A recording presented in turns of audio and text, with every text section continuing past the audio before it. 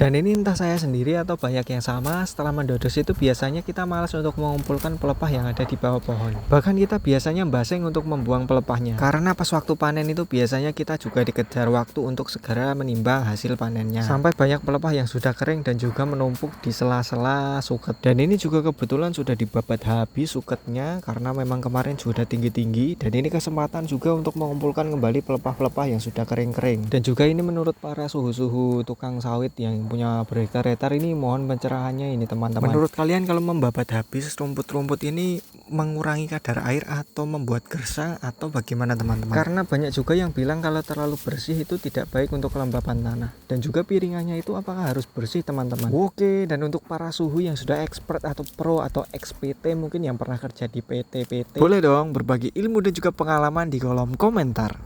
Next kita bahas apa lagi ya?